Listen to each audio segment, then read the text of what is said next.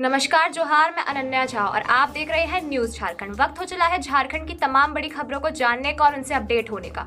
तो चलिए जानते हैं झारखंड की तमाम बड़ी खबरों को फटाफट अंदाज में। इससे पहले अगर आपने हमारे चैनल को सब्सक्राइब नहीं किया है तो हमारे चैनल को सब्सक्राइब करें, साथ ही बेल आइकन को प्रेस करें ताकि झारखंड से जुड़ी हर बड़ी अपडेट आप तक पहुंचती रहे। चलिए शुरुआत करते हैं झारखंड की सबसे बड़ी और महत्वपूर्ण खबर से।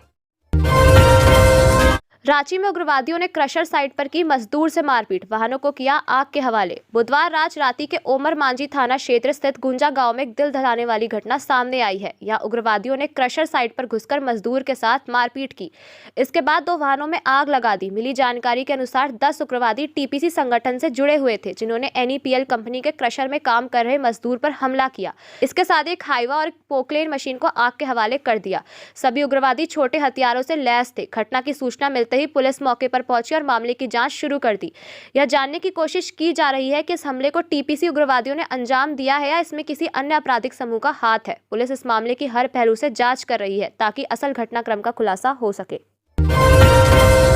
मैया समान योजना लाभार्थियों के लिए एक और तैयारी, महिलाओं को मिलेगा फायदा। राज्य सरकार मैया समान योजना की लाभार्थियों को सामाजिक कार्यों से जुड़ने और उन्हें उद्यमिता विकास के लिए कार्य योजना बना रही है। ग्रामीण विकास मंत्री दीपिका पांडे सिंह ने निर्देश दिया है कि मैया योजना की लाभुकों को स्वयं सहायता समूह से जोड़ने का निर्देश अधिकारियों और जेएसएलपीएस को दिया गया है। इन लाभुकों की सूची महिला बाल विकास विभाग से प्राप्त की जाएगी। इसके बाद इन्हें एसएचजी से जोड़ने की प्रक्रिया शुरू की जाएगी। मंत्री ने कहा कि राज्य के करीब 32 लाख महिलाएं सेल्फ हेल्प ग्रुप से जुड़ी है, जबकि मैया योजना से 57 लाख महिलाएं जुड़ चुकी है। इस आदि आबादी की ताकत को और बढ़ाने के लिए सरकार इनके उद्यमिता का विकास भी करने की मंशा रखती है। साथ ही जो उद्यम के क्षेत्र से जुड़ी है उनको सेल्फ हेल्प ग्रुप की मदद से मार्केट लिंक किया जाएगा, ताकि उनके द्वारा तैयार किया गया उत्पाद बाजार में उपलब्ध कराकर महिलाओं की आवक का संवर्धन किया जा सके। महिलाओं को और सशक्त करने में इससे काफी मदद मिलेगी। मंत्री दीपिका ने विशेष अभियान चलाकर राज्य में स्वयं सहायता समूहों की संख्या में बढ़ोतरी करने पर भी बल दिया है। सभी गाँव में योग्य महिलाओं का स्वयं सहायता समूह गठित किया जाएगा। इस प्रक्रिया की मदद से मैया योजना के लाभुकों की सूची तैयार की जाएगी और उन्हें भी एसएचजी से जोड़ा जाएगा। मंत्री ने यह लक्ष्य इसी वित्तीय वर्ष 2024-25 के 31 मार्च के पहले पूरा करने को कहा है। राज्य में करीब 57 लाख महिलाओं को मैया योजना के तहत अब हर माह 2500 रुपए मिल रहे हैं। सालाना 30,000 रुपए प्रत्येक लाभुकों को दिया जाना है। बाबूलाल मरांडी का राज्य सरकार पर निशाना, कहा महिलाओं के सम्मान का ढोंग करने वाले बेटियों की सुरक्षा करने में नाकाम। बीजेपी प्रदेश अध्यक्ष बाबूलाल मरांडी ने एक बार फिर राज्य सरकार पर निशाना साधा है। उन्होंने झारखंड में आए दिन हो रहे दुष्कर्म की घटनाओं को लेकर गंभीर सवाल उठाए हैं। उन्होंने अपने सोशल मीडिया हैंडल एक्स पर कहा कि झारखंड में बेटियों की सुरक्षा का मुद्दा गंभीर है। प्रतिदिन हो रही दुष्कर्म की घटनाएं दर्शाती है कि महिलाओं के सम्मान का ढोंग करने वाली राज्य सरकार दरिंदों से बेटियों की सुरक्षा करने में नाकाम है। उन्होंने कहा कि राज्य सरकार को महिलाओं की सुरक्षा के लिए ठोस कदम उठाना होगा। झारखंड में 4 दिन पड़ेगी कड़ाके की ठंड। पहली बार मैक्लुस्कीगंज का पारा 1.5 डिग्री पहुंचा। 10 डिग्री से नीचे पहुंचा 20 जिलों का तापमान। झारखंड में पहाड़ से आ रही हवाओं का सीधा असर पड़ रहा है। मौसम विभाग ने स्पष्ट कहा है कि अभी हाड़ कपाने वाली ठंड से राहत नहीं मिलने वाली। अगले 4 दिन मौसम का मिजाज कुछ ऐसा ही रहने वाला है।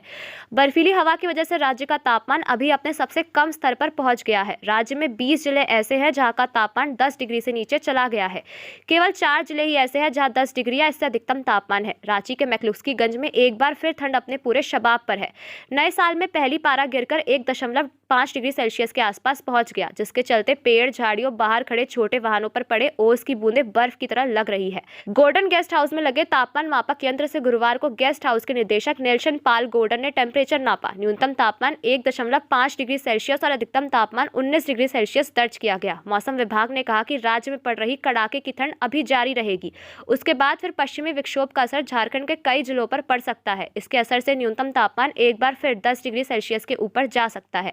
वेस्टर्न डिस्टर्बेंस का असर झारखंड में 2 से 3 दिनों तक रहने का अनुमान है। मौसम केंद्र का कहना है कि 11 जनवरी तक राजधानी का न्यूनतम तापमान ऐसे ही रहेगा।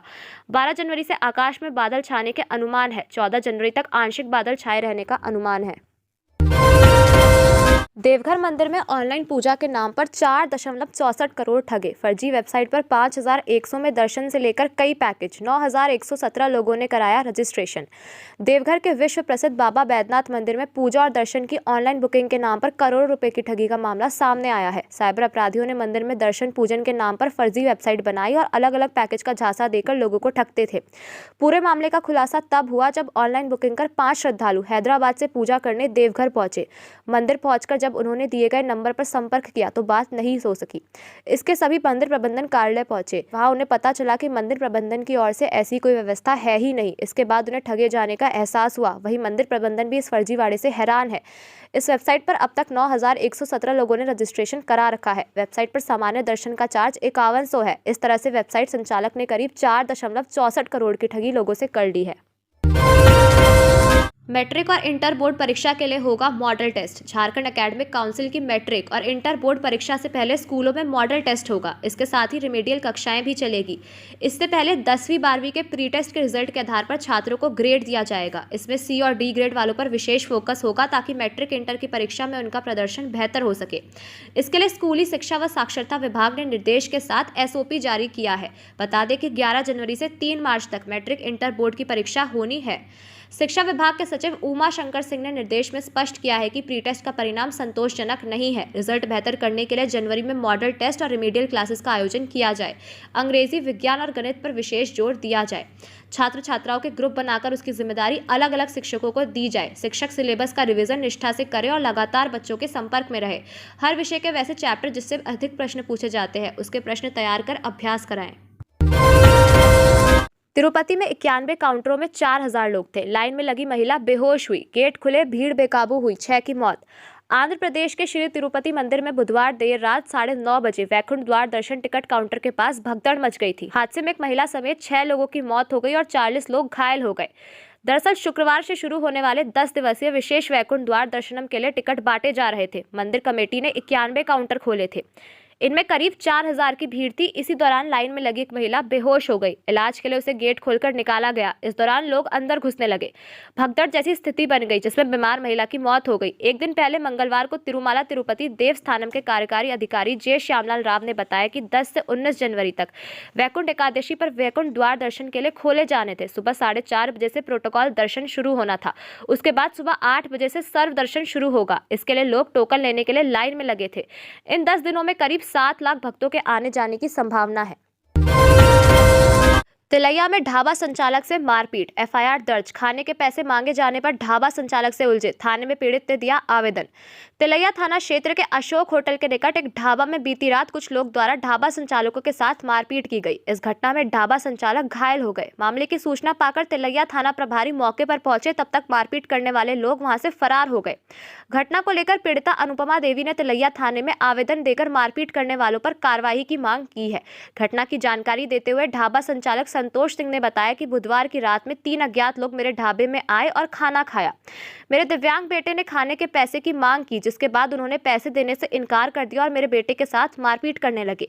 इसी बीच मेरी पत्नी ने जब उन्हें रोकना चाहा तो उनके साथ भी अभद्र व्यवहार किया गया। इसी बीच मैं वहां पहुंचा। तब तक कर्मा पंचायत के मुखिया प्रतिनिधि अनिल यादव अपने 10-12 साथियों के साथ एक बोलेरो से मौके पर पहुंचे और हम लोगों के साथ ताबड़तोड़ मारपीट शुरू कर दी, जिसमें मैं, मेरा भाई व मेरे बच्चे सभी घायल हो गए। इधर दूसरे पक्ष अनिल यादव ने भी ढाबा संचालक के खिलाफ तिलैया थाना में आवेदन दिया है। उनके द्वारा दिए गए आवेदन के माध्यम से बताया गया कि वे ढाबे में हो रहे झगड़े का बीच बचाव करने आए थे।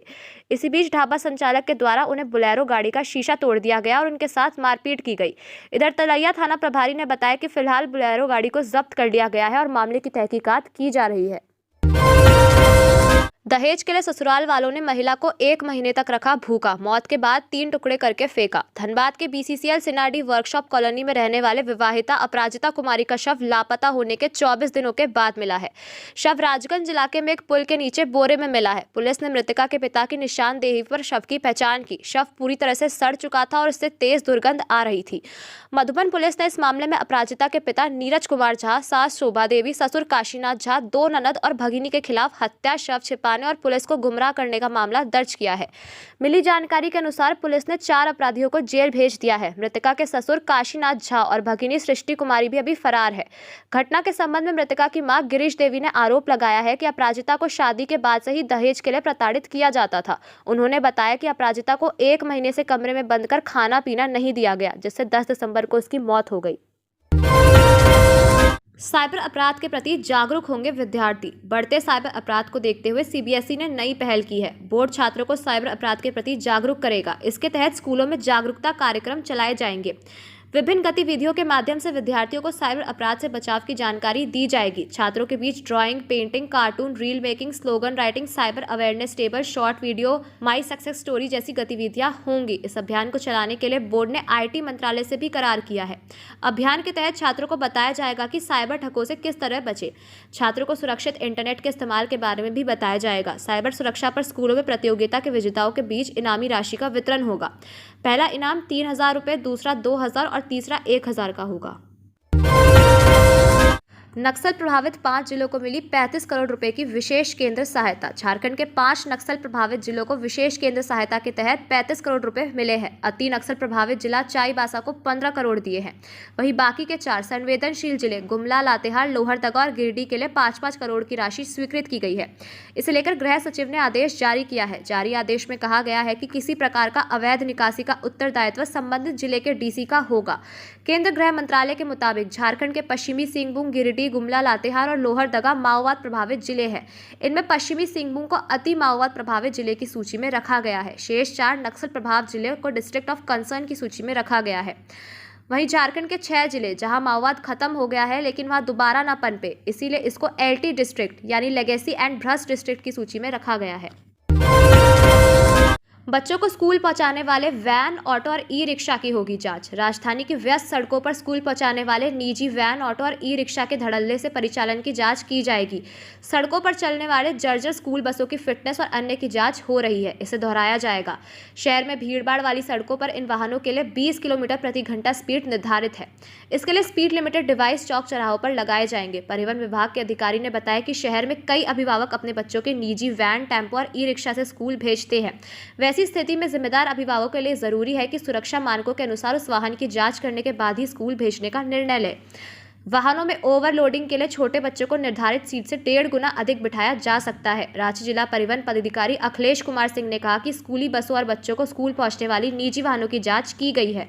दोषी होने पर फाइन भी काटा जा रहा है। ओवरलोडिंग की निर्धारित सीमा से अधिक और फिटनेस समेत कई कागजातों की जांच की जाएगी। पांडे गिरोह गैंगवार, भरत और दीपक का रिम्स में पोस्टमार्टम। एक्सरे के बाद प्लामो में डॉक्टरों ने किया था इनकार। पांडे गिरोह गैंगवार में मारे गए भरत पांडे और दीपक साव के शव का रिम्स में पोस्टमार्टम किया गया है।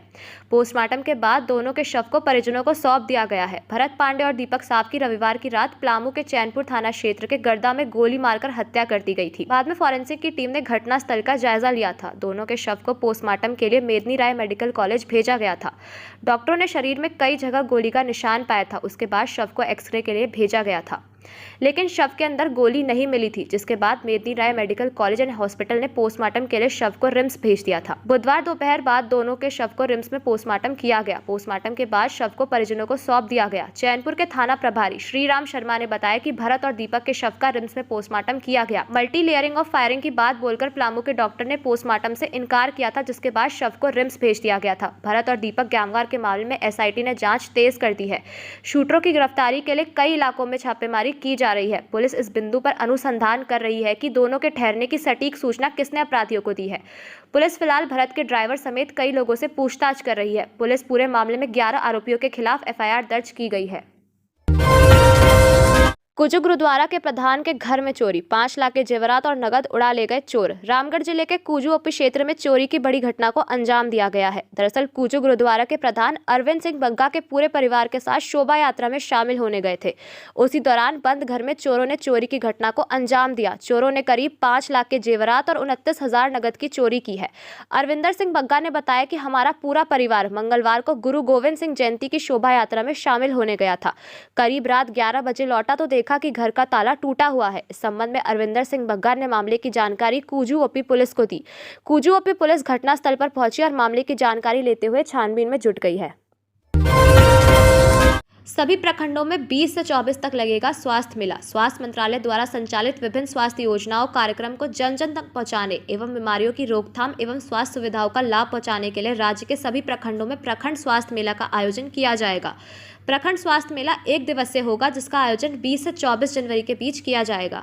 राष्ट्रीय स्वास्थ्य मिशन झारखंड के अभियान निदेशक अबू इमरान ने निदेशक प्रमुख स्वास्थ्य के साथ साथ सभी क्षेत्र उप निदेशक एवं सभी सिविल सर्जनों को इस बाबत विस्तृत दिशा निर्देश जारी किया है। अभियान निदेशक ने कहा है कि मेले का आयोजन उस क्षेत्र की सामाजिक सांस्कृतिक व्यवस्था, रोग प्रसार और क्षेत्र स्वास्थ्य सुविधाओं को ध्यान में रखते हुए किया जाना है। आयोजन के लिए उपायुक्त की अध्यक्षता में जिला प्राधिकरण रणनीति तैयार करेगा, जिसके आलोक में सिविल सर्जन सफल आयोजन सुनिश्चित कराएंगे। महज 2 दिनों में 14 पुलिस अधिकारियों का तबादला, 24 घंटे के भीतर कार्यभार संभालने का निर्देश। खूंटी जिले में 2 दिन के भीतर एसपी द्वारा 16 पुलिस पदाधिकारियों का तबादला किया गया है। 6 जनवरी को तोरपा थाना प्रभारी प्रभात रंजन पांडे को सायको थाना प्रभारी बनाया गया है, जबकि सायको थाना प्रभारी मुकेश हेम्ब्रिम को तोरपा का थाना प्रभारी बनाया गया है। वहीं नितेश गुप्ता को तपकारा का नया थाना प्रभारी बनाया गया है। एसपी अमन कुमार ने जिले के एसआई और एसएसआई स्तर के 14 पुलिस पदाधिकारियों को बुधवार तबादला किया है। सभी पदाधिकारियों को 24 घंटे के भीतर नव पद स्थापित स्थान पर कार्यभार संभालने का निर्देश दिया गया है। झारखंड के गुमला में विधवा के साथ रेप, रॉन्ग नंबर से आया था कॉल, नजदीकियां बढ़ी तो गांव ले जाकर किया दुष्कर्म। गुमला में एक विधवा के साथ दुष्कर्म का मामला सामने आया है। पीड़िता ने गुमला महिला थाना में आरोपी के खिलाफ शिकायत दर्ज कराई है। आरोपी लाल बिहारी गोप को गिरफ्तार कर लिया गया है। महिला ने बताया कि 2 महीने पहले उसको एक अनजान नंबर से कॉल आया था, जिसके बाद बार बार उस नंबर से कॉल आने लगा। इसके बाद हम दोनों में बातचीत होने लगी, धीरे धीरे नजदीकियां बढ़ने लगी तो मैंने लाल बिहारी को बताया कि मेरे पति का निधन हो गया है और मैं किसी तरह से अपने 2 बच्चों को पाल रही हूँ। इस पर लाल बिहारी ने कहा कि मैं तुम्हारे दोनों बच्चों का किसी स्कूल में एडमिशन करा दूंगा, मेरी बहुत जान पहचान है। उसके बाद लाल बिहारी गोप ने मुझे स्कूल में नामांकन कराने के बहाने सिसई बुलाया। यहाँ उसने बाइक से आकर मुझे लेकर बसिया रोड की ओर ले गया, जहाँ उसने मेरे साथ दुष्कर्म किया। इसके बाद एक गाँव ले जाकर भी दुष्कर्म किया और किसी को बताने पर जान से मारने की धमकी दी। इसके बाद मुझे कुमरिया लाकर छोड़ दिया। इस बात की जानकारी मैंने अपने रिश्तेदार को दी। इसके बाद महिला थाना में केस दर्ज किया गया। गढ़वा में बाघ ने लोगों का घर से निकलना किया मुश्किल, वन विभाग को मिले टाइगर की मौजूदगी के कई सबूत। गढ़वा जिले के भंडरिया वन क्षेत्र के रमकंडा प्रखंड स्थित होमिया गांव के लोग बाघ के भय से दहशत में है। शाम होते ही लोग अपने परिवार के साथ घरों में दुपक जा रहे हैं। लोगों को सुबह शाम अपने घरों में ही रहना पड़ रहा है, क्योंकि इस दौरान बाघ विचरण कर रहा है। दरअसल इस गांव में दहशत उस समय और बढ़ गया जब बाघ ने 2 मवेशियों को मार डाला। यह घटना उस समय हुई जब लोग अपने मवेशियों को जंगल में चरने के लिए छोड़ गए थे। ग्रामीणों ने बताया कि बाघ के डर से वे जंगल नहीं जा रहे थे। अगर जा रहे थे तो अकेले नहीं बल्कि समूह में जा रहे थे। वन विभाग बाघ का पता लगाने में जुटा है। वन विभाग की टीम जंगलों में पहुंचकर बाघ के बारे में पता लगा रही है। बाघ के पद चिन्हों की तलाश की जा रही है। वन विभाग की टीम दिन हो या रात उन गाँव में जा रही है जहां बाघ होने की आशंका है। उन गाँव में माइक के जरिए ग्रामीणों को जंगल में ना जाने और शाम होने से पहले जंगल छोड़कर घर आने की हिदायत दी जा रही है। नर्सिंग में एडमिशन के लिए नंबर बढ़ाकर जमा कर रही थी मार्कशीट, ऐसा हुआ इन छात्राओं का भांडाफोड़। धनबाद के बीसीसीएल सेंट्रल अस्पताल के स्कूल ऑफ नर्सिंग में जेएनएम कोर्स में एडमिशन के लिए फर्जी मार्कशीट का मामला सामने आया है। अस्पताल प्रबंधक ने इस मामले में सरायडेला थाना में शिकायत दर्ज कराई है। पुलिस ने जांच शुरू कर दी है। अस्पताल के प्रबंधक ने बताया कि जिन अभ्यर्थियों पर फर्जीवाड़े का आरोप है वे सभी आसपास के इलाके के ही रहने वाले हैं। इनके एडमिशन सीरियल नंबर में भी महज 1 से 2 अंक का फर्क है। इससे संदेह होता है कि किसी रैकेट ने इसकी मदद की है। सेंट्रल अस्पताल के पर्सनल मैनेजर ने जानकारी दी कि झारखंड संयुक्त प्रवेश प्रतियोगिता परीक्षा के माध्यम से 15 छात्राओं का चयन हुआ था। जांच में पता चला कि 15 में से 10 छात्राओं की मार्कशीट में 20 नंबर बढ़ाए गए थे। असली मार्कशीट पर उनके नंबर 20 कम है। इससे साफ पता चलता है कि एडमिशन के लिए मार्कशीट में हेरफेर किया गया है। स्कूली बच्चों के कंप्यूटर ज्ञान का होगा मूल्यांकन। झारखंड के सरकारी स्कूल में पढ़ने वाले छात्र छात्राओं के कंप्यूटर ज्ञान का मूल्यांकन किया जाएगा। 9 जनवरी से इसकी शुरुआत होगी। 9 को 9वीं कक्षा के लिए, 10 को 10वीं और 11 जनवरी को 11वीं 12वीं के छात्र छात्राओं का मूल्यांकन किया जाएगा। वहीं 6ठी से 8वीं के छात्र छात्राओं का मूल्यांकन स्कूल खुलने के बाद 16 जनवरी को होगा। स्कूलों के आईसीटी लैब में बैचवार आधे घंटे की परीक्षा होगी। 2 बैच के बीच 10 मिनट का अंतराल होगा। ऑनलाइन मूल्यांकन गूगल फॉर्म के माध्यम से होगा। इसके लिए लिंक स्कूलों को जे गुरुजी ऐप के माध्यम से उपलब्ध कराया जा रहा है। कंप्यूटर से संबंधित 20 ऑब्जेक्टिव प्रश्न उन्हें हल करने होंगे। स्कूलों में तैनात आईसीटी इंस्ट्रक्टर मूल्यांकन परीक्षा का संचालन करेंगे। जिन स्कूलों में आईसीटी इंस्ट्रक्टर नहीं है वहां स्कूलों के व्यावसायिक शिक्षक इसका आयोजन करेंगे। भाकपा माओवादियों के लिए काम करने वाला बच्चा सिंह से एनआईए कर रही पूछताछ। भाकपा माओवादी के लिए काम करने वाला बच्चा सिंह से एनआईए पूछताछ कर रही है। एनआईए ने 4 जनवरी को बोकारो से बच्चा सिंह को गिरफ्तार किया था, जिसके बाद एनआईए ने उसे रिमांड पर लेकर पूछताछ कर रही है, जो 13 जनवरी तक चलेगी। बच्चा सिंह पर प्रतिबंधित नक्सली संगठन भाकपा माओवादी और इसके शीर्ष नेताओं से जुड़ने का आरोप है। उस पर नक्सली संगठन की विचारधारा को बढ़ावा देने का भी आरोप है। वह झारखंड समेत अन्य जगहों पर नक्सली गतिविधियों के लिए पैसे जुटाने का काम करता है। डीवीसी पावर प्लांट के सीएचपी में बतौर सप्लाई मजदूर के रूप में कार्यरत और प्रतिबंधित मजदूर संगठन समिति के पूर्व केंद्र महामंत्री बच्चा सिंह को एनआईए की टीम ने रांची में 3 जनवरी को रांची में पूछताछ के लिए बुलाया था। पूछताछ के बाद एनआईए ने 4 जनवरी को बोकारो से उसे गिरफ्तार कर लिया था। धनबाद कोर्ट और जेल परिसर की सुरक्षा का एसएसपी ने लिया जायजा। सुरक्षा में तैनात जवानों को दी ये हिदायत। एसएसपी हरदीप पी जनार्दन ने बुधवार की देर रात धनबाद व्यवहार न्यायालय और मंडल कारा में सुरक्षा व्यवस्था का निरीक्षण किया। इस दौरान एसएसपी ने सुरक्षा में तैनात पुलिस पदाधिकारियों और जवानों को कई आवश्यक दिशा निर्देश दिए। एसएसपी ने धनबाद व्यवहार न्यायालय परिसर में सुरक्षा व्यवस्था का जायजा लिया। इस दौरान एसएसपी न्यायालय परिसर, कोर्ट हाजत, कोर्ट परिसर से जेल की ओर जाने वाली सड़क, न्यायालय परिसर की एंट्री और निकासी गेट, 4 दीवारी की ऊंचाई आदि का निरीक्षण किया। इस दौरान एसएसपी ने मंडल कारा और कोर्ट परिसर की सुरक्षा में तैनात पुलिस पदाधिकारियों को जवानों को सुरक्षा से जुड़े कई आवश्यक दिशा निर्देश दिए। खासकर मंडल कारा से पेशी के लिए कोर्ट लाए जाने और पेशी के बाद मंडल कारा वापस पहुंचाने के दौरान बंदियों पर विशेष नजर रखने और बंदियों से मिलाने वाले मुलाकातियों पर भी पैनी निगाह रखने का निर्देश दिया।